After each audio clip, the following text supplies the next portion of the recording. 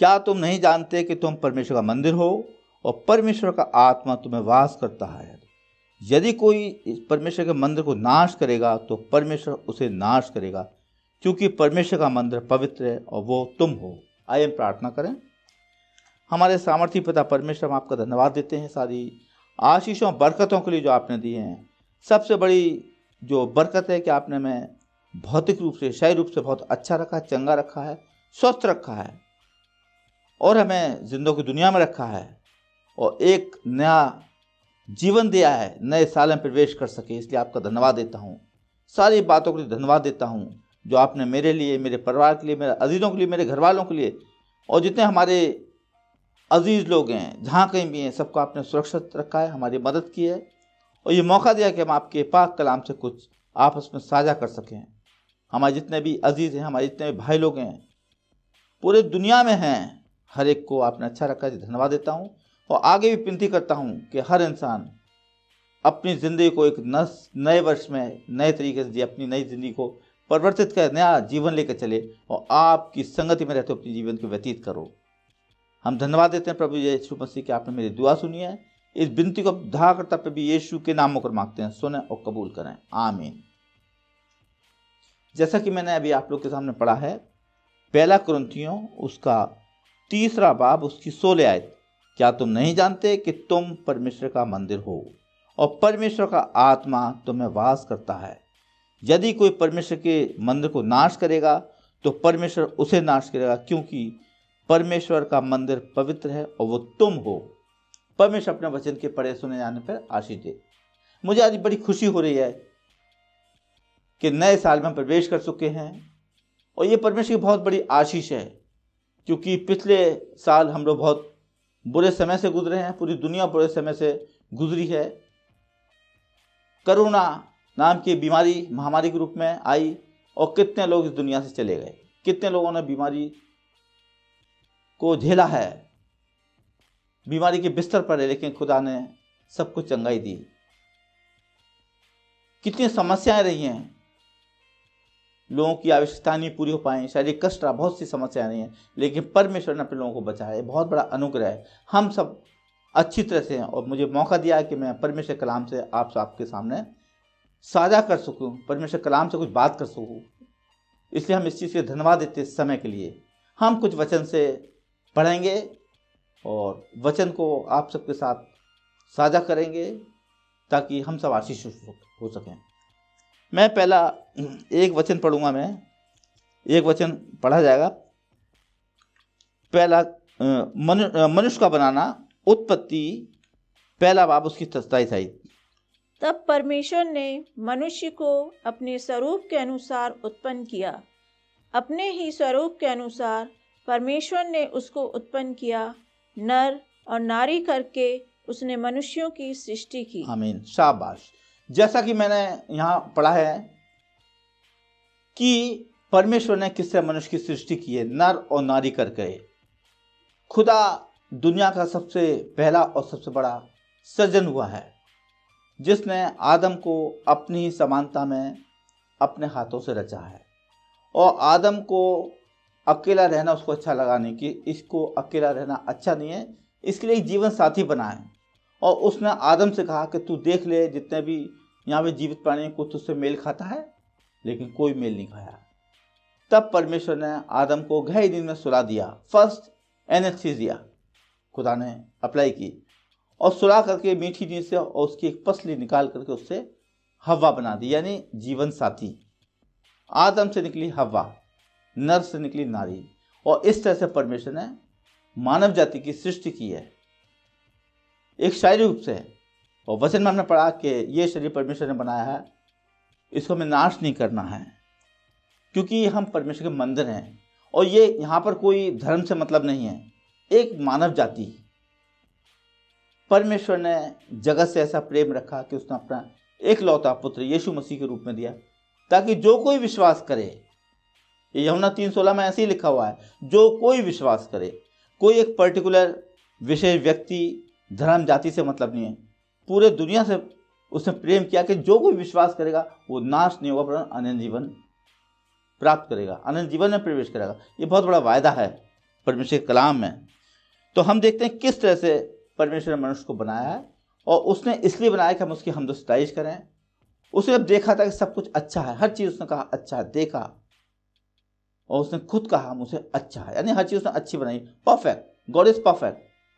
और यहाँ देखते हैं कि जब हम शरीर में उसने बना लिया है तो वो चाहता हम उस अपने शरीर के द्वारा उसकी स्तुति महिमा करें, इस पृथ्वी की जो उसने बनाई उसकी रक्षा करें, उसमें काम करें और उसकी महिमा करें, ताकि हमारे द्वारा परमेश्वर के स्तुति महिमा हो। हमारे कामों को देखकर लोग समझ सकें कि हम किसकी उपासना करते हैं, किस जीवित परमेश्वर के बेटे बेटियां हैं।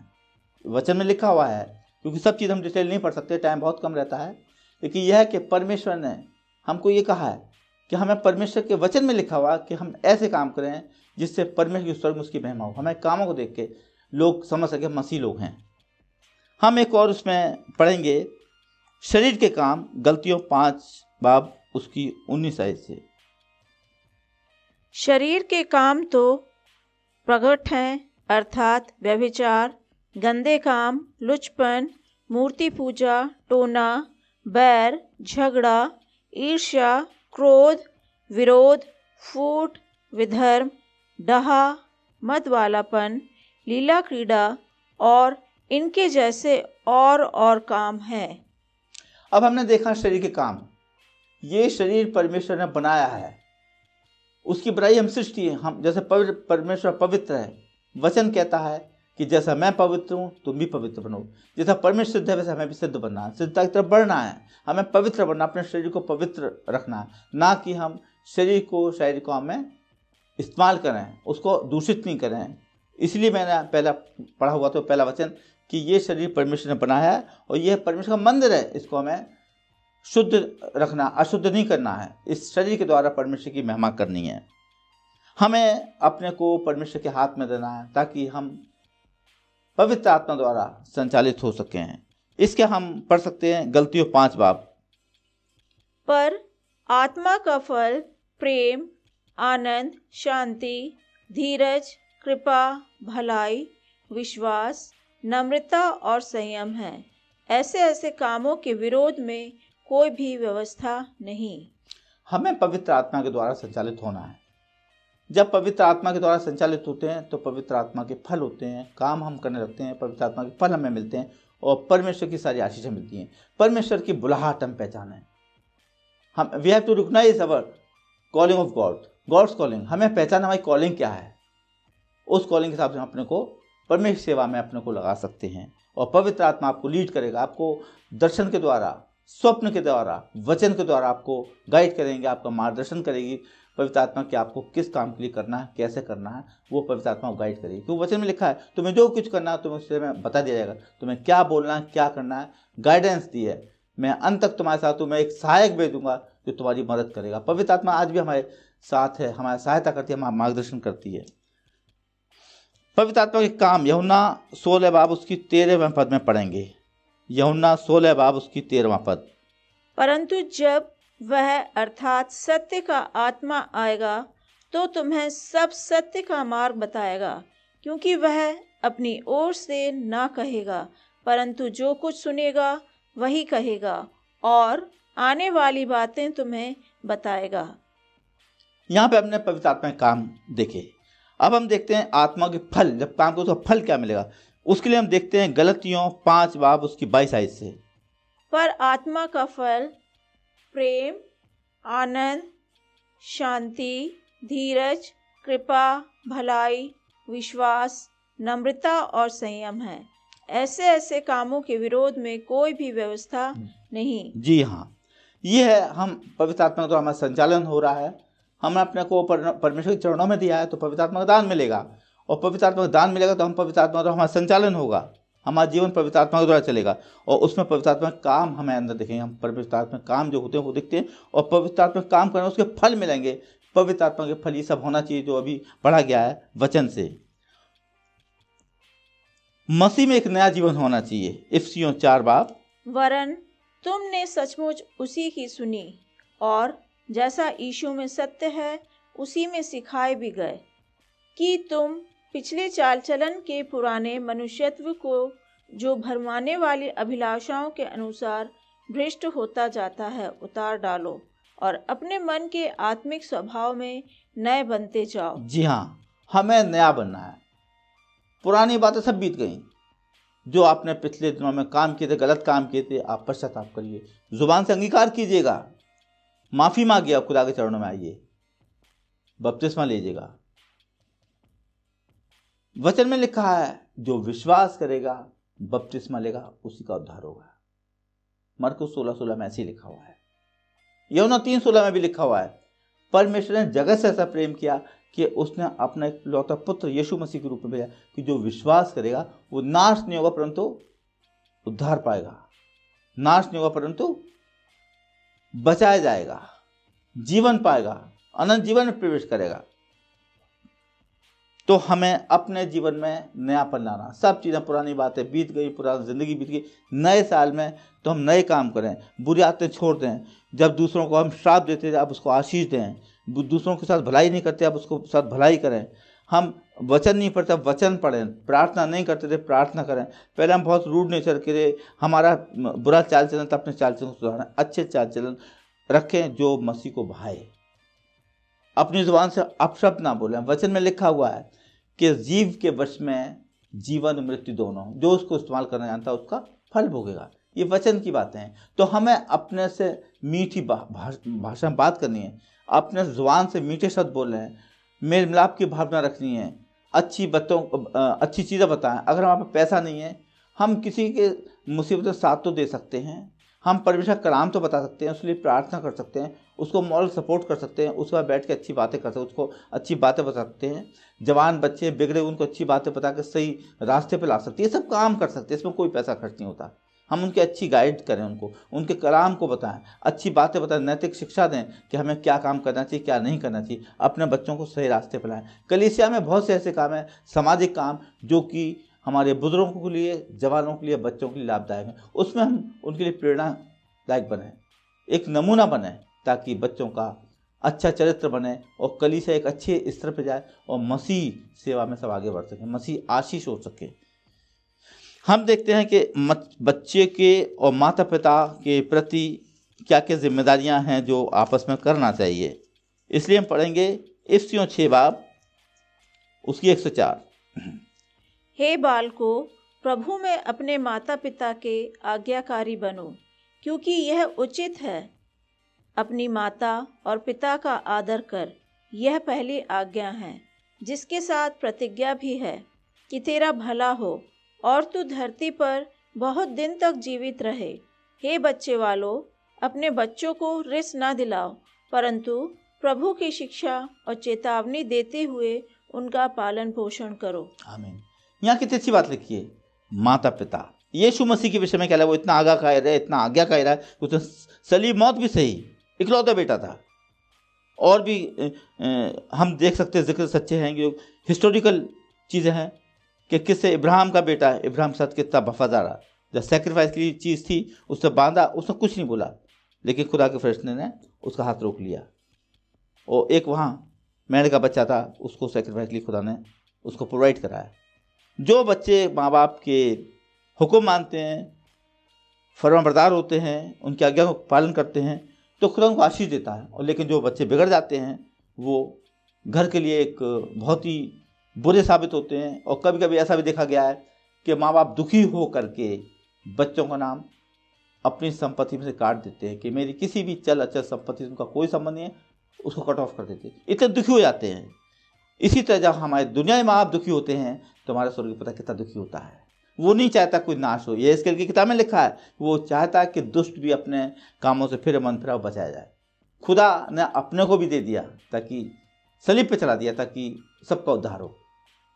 जब वो स्वर्गीय पिता है, वो नहीं चाहता कोई उसका बेटा बेटी नाश हो। मजबूरी में फिर जीवन की पुस्तक में से नाम काटा जा सकता है। इसलिए हमें अपने को परमेश्वर के भय में रहते हुए बड़ी ईमानदारी से अच्छी तरीके से अपने चाल से उनको अच्छा रखते हुए चलना है, अपने माँ बाप का आज्ञाकारी बनना है और अच्छी तरह से उनके साथ रहना है घर में। और बच्चों के लिए भी लिखा है कि बच्चों को भी माँ बाप के साथ अच्छा व्यवहार करना है, उनका हुक्म मानना है। माँ बाप को बच्चों के साथ अच्छी तरह से ट्रीट करना है, ऐसा ना हो उनका मनोबल टूटे। तो माता पिता बच्चों के प्रति बाइबल में लिखा हुआ है कि माता पिता को कैसे अपने बच्चों के साथ व्यवहार करना और बच्चों को अपने माता पिता के साथ किस तरह आदर करना। क्योंकि ये पुराने नियम में देखते था, आज्ञा में भी लिखी है कि तू अपने माँ बाप की आदर कर, सम्मान कर, इससे तेरी आयु बढ़ेगी। ये एक प्रतिज्ञा है, खुदा ने आशीष दी है हम लोग को। माता पिता बच्चों के प्रति बड़ा अच्छा व्यवहार होना चाहिए। पति पत्नी के लिए भी लिखा हुआ है कि कैसे आपस में रहें। इफिसियों 5 बाब पढ़ सकते हैं। हे पत्नियों, अपने पति के ऐसे अधीन रहो जैसे प्रभु के, क्योंकि पति पत्नी का सिर है, जैसे कि मसीह कलीसिया का सिर है, और स्वर्ग ही देह का उद्धार करता है। पर जैसे कलीसिया मसीह के अधीन है, वैसे ही पत्नियां भी हर बात में अपने अपने पति के अधीन रहें।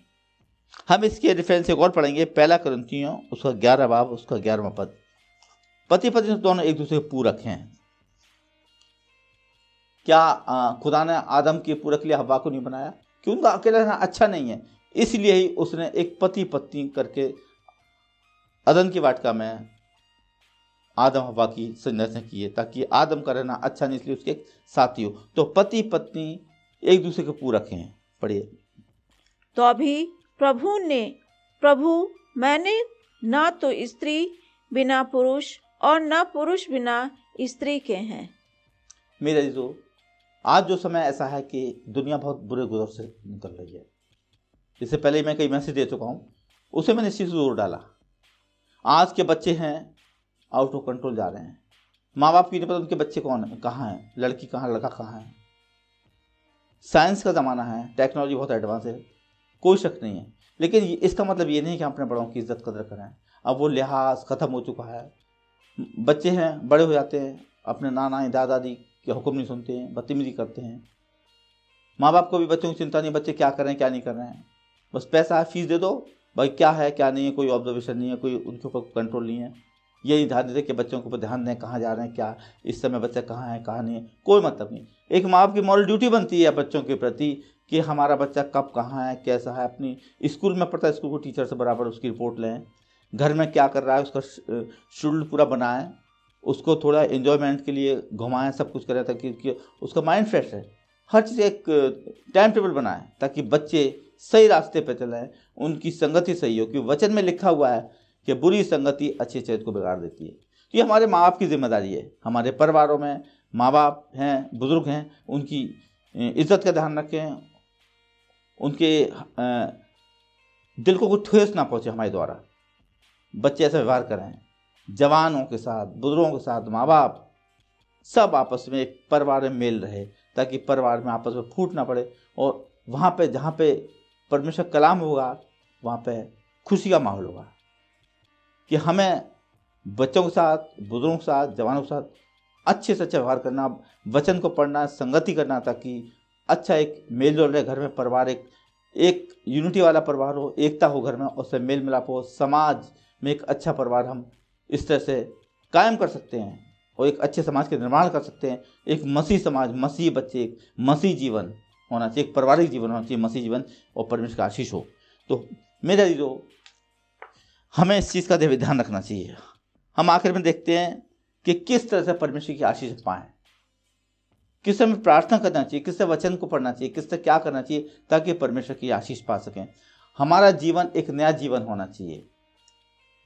हर चीज़ नई होना चाहिए, किसी चीज़ को नए तरीके से पेश करें ताकि एक नई कलीसिया बन पाए। नए नए लोग, नए विश्वासी आते हैं, उनके सामने नए तरीके से पेश करें ताकि परमेश्वर कलाम फैले, बढ़े, कलीसिया की उन्नति हो और हमारे बच्चे आगे बढ़े मसीहत में और एक अच्छे राष्ट्र का निर्माण हो सकते हैं। हमारे बच्चों की ज़िंदगियां अच्छी हों, अच्छे पदों पे, एक अच्छी इज्जत वाली ज़िंदगी, अच्छी जॉब हो, एक अच्छा माहौल हो, एक समाज हो, परिवार अच्छा हो। सब चीज़ ये हमारे एक परिवार के द्वारा ही हो सकता है।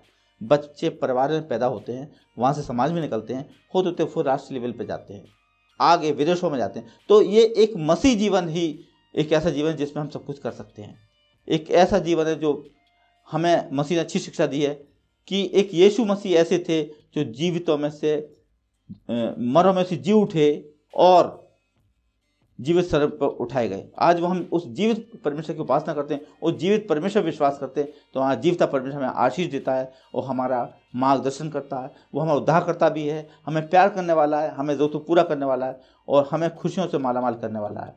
हमें वो चाहता है कि हमारे बेटे बेटियाँ, पूरी दुनिया के लिए है ये उनका इन्विटेशन, सारे लोग आएँ और खुश रहें, हर बीमारी से दूर रहें, अच्छा स्वास्थ्य हो और एक उनके आत्मिक जीवन हो, ताकि आत्मा में होकर हम उसकी स्तुति महिमा कर सकें और आत्मा में होकर के हम दूसरों के सहयोग दे सकें। हमारा जीवन आत्मिक जीवन हो ताकि हम एक पवित्रता के साथ एक दूसरे का सहयोग करें, एक अच्छी संगति हो और एक अच्छे जीवन जीने वाले एक समाज, याजकों का समाज, एक अच्छा समाज का निर्माण हो सके। तो मेरे जो आज का जो संदेश है मेरा आप सबके लिए यही है कि हम अपने परिवार में परमेश्वर के वचन को पढ़ें, बच्चों के साथ संगति करें और आगे बढ़ते हुए अपने बच्चों को इस कारण ऐसा लायक बना दें कि परमेश्वर की आशीष हमेशा उनके साथ हो, हम सब अनंत जीवन में प्रवेश कर सकें, परमेश्वर की संगति में हमेशा रहें। परमेश्वर में से हर एक को आशीष दे। हम एक प्रार्थना के लिए मैं आपसे ज़रूर कहूँगा, मत्ती 6 बाब उसकी 6 पद में लिखा हुआ है, क्योंकि मत्ती 6 बाब और 6 पद में लिखा हुआ प्रार्थना के लिए हमें कैसा करना चाहिए, और उसके 9वें पद में लिखा कि यीशु मसीह ने खुद बोला है कि हमें किस तरह से प्रार्थना करना आना चाहिए। हम पढ़ेंगे मत्ती 6 बाब उसका 6 पद और 9 पद। परंतु जब तू प्रार्थना करे तो अपनी कोठरी में जा और द्वार बंद करके अपने पिता से जो गुप्त में है प्रार्थना कर, तब तेरा पिता जो गुप्त में देखता है तुझे प्रतिफल देगा। 9वीं आयत। अतः हम इस रीति से प्रार्थना किया करो, हे हमारे पिता तू जो स्वर्ग में है, तेरा नाम पवित्र माना जाए, तेरा राज्य आए, तेरी इच्छा जैसे स्वर्ग में पूरी होती है वैसे पृथ्वी पर भी हो। हमारी दिन भर की रोटी आज हमें दे, और जिस प्रकार हमने अपने अपराधियों को क्षमा किया है वैसे ही तू भी हमारे अपराधों को क्षमा कर, और हमें परीक्षा में ना ला परंतु बुराई से बचा, क्योंकि राज और पराक्रम और महिमा सदा तेरे ही हैं। आमीन। आइए हम प्रार्थना करें। हमारे सामर्थी पिता परमेश्वर, हम आपका धन्यवाद देते हैं इस कीमती समय के लिए जो आपने दिया है कि हम आपके वचन को अपने अजीजों के साथ शेयर कर सके, बांट सके, साझा कर सके, इसलिए धन्यवाद देते हैं। पिछले दिनों में जो भी हमसे गलतियां हुई हैं हम सब की तरफ से और अपने परिवार की तरफ और अपनी तरफ से माफ़ी मांगते हैं प्रभु यीशु मसीह। और हम चाहते हैं हमारे जितने भी बच्चे, जवान, बुजुर्ग हैं सबको हमेशा खुश रखें, तंदुरुस्त रखें, हर बीमारियों से बचा कर रखें, जो गलतियां उनको क्षमा करें, और हमें इस साल, इस नव वर्ष में अकल, बुद्धि, ताकत, कुव्वत दें कि हम आपके कलाम को पढ़ें, समझें, अमल करें और आपकी द्वारा आशीषित हो सकें। हम अपनी खिदमत के इस्तेमाल करें। हम दुआ करते अपने देश के लिए, अपने प्रदेश के लिए, अपने समाज के लिए और परिवारों के लिए, क्योंकि परिवार से मिलकर समाज बनता है और समाज से मिलकर हमारे देश का निर्माण होता है। हम चाहते हैं हमारे घरों में, हमारे समाज में, हमारे प्रदेश में, हमारे देश में, विदेशों में, हर जगह एक अच्छे लोगों की संगति हो, आपकी पवित्र आत्मा काम करे, आपका वचन हर जगह पहुँचे, लोगों की ज़िंदगियाँ बदल जाएं, हमारे जवान बच्चे अच्छे निकलें, हमारे बुजुर्ग अच्छी तरह घरों में, बच्चे अच्छी संगति में रहें, खेलें कूदें, खुश रहें, क्योंकि आपने बच्चों को आशीष दी है। जब चेले मना करे तो आपने कहा बच्चों को मेरे पास आने दो, उन्हें मना ना करो, क्योंकि स्वर्ग का राज ऐसा का है। आपने बच्चों को आशीष दी है, आप बच्चों को बहुत प्यार करते हैं। आपने जवानों को लिए भी हर तरह से ये रखा है कि जवान आगे बढ़ें, तरक्की करें। आप चाहते हैं जवान हैं, हे जवान अपनी जवानी के दिनों में अपने सृजनहार को याद रख। आपने जवानों के लिए भी वचन लिखवाया है अपने खिदमतदारों के द्वारा, पवित्र आत्मा की सामर्थ्य वचन लिखा गया है सब उपदेशक में। हम चाहते हैं परमेश्वर हमारे जवान भी आगे बढ़ें। बुजुर्गों के लिए भी लिखा है प्रभु यीशु मसीह कि हमारे बुजुर्ग कलीसिया वो हैं, ये एल्डर हैं, वो एक आशीष के लिए दिए, उनको बुला करके हाथ रख के उनकी दुआ कराई जाए ताकि सब लोग आशीषित हों। आपने हर एज के लिए एक प्रावधान रखा है बाइबल में कि हम लोग सब एक दूसरे की सहायता करें, एक दूसरे की मदद करें, जो जिस लायक है उसकी मदद करे। हमें पवित्र आत्मा के अलग तरह के दान वरदान दिए गए हैं ताकि हम समाज में अपनी भी सेवाएं दे सकें। प्रभु यीशु मसीह आपने healing ministry, preaching ministry, teaching ministry, teaching ministry, ये सेवाएं दी हैं ताकि हम उसमें अपने योगदान दे सकें और अपने एक दूसरे के सहयोग कर सकें। जो जिस लायक है उस तरह काम करे ताकि सब एक दूसरे की संगति रह सकें और परमेश्वर यीशु मसीह आपका नाम मुबारक हो। आप बढ़ें हम घटें, आपका नाम मुबारक हो। धन्यवाद देते संगति के लिए आपने मौका दिया है। हर एक जन इस वचन को पढ़े समझे अपने जीवन में अमल कर सके ताकि एक अच्छा परिवार, एक अच्छा समाज का निर्माण हो सके और हर इंसान सुखी रहे, एक दूसरे का मददगार हो और बहुत ही सुखी आनंद का माहौल हो। आप यही चाहते हैं कि हर इंसान सुखी रहे, इसीलिए आपने दुनिया बनाई और कहा खूब फलो फूलो और आपने आशीष दिए, फलो फूलो दुनिया में भर जाओ। आपकी आशीष आज भी सब पे लागू है। हम आपकी संगति बनाएंगे, आशीषित होंगे। आप नहीं चाहते कोई मेरा बेटा बेटी दुखी रहे या किसी परेशानी में हो, क्योंकि आपने हर चीज़ के हमें पापों के लिए अपनी जान दे दी। सारे पापों को आपने हमें मोल लेके, अपने बहुमूल्य मोल लेके, कीमती लहू बहा करके हमें खरीद लिया। अब हम किसी गलत आत्मा के अधीन, हम आपके हैं। आपने हमें अपने पवित्र लहू से खरीदा है। हम आपकी संतान है। हमारी अगुवाई करें, हमारी मदद करें, हमारा मार्गदर्शन करें, हमें आशीष कर और अनंत जीवन के लिए तैयार करें ताकि वहाँ पे हम आनंद के साथ आपकी संगति में रहें।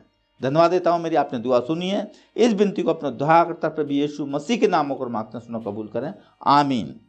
हमारे बाप तू जो आसमान पर है, तेरा नाम पाक माना जाए, तेरी बादशाहत आवे, तेरी मर्जी जैसे आसमान पर पूरी होती है ज़मीन पर पूरी हो। हमारी रोज़ की रोटी आज हमें बख्श दे, जिस तरह हम अपने कसूर वालों को माफ़ करते हैं तो मैं कसूर को माफ़ कर। हमें मायूस ना पड़ने दे बल्कि बुराई से बचा। बादशाहत, कुदरत और जलाल हमेशा तेरी है, आमीन। जय यीशु की।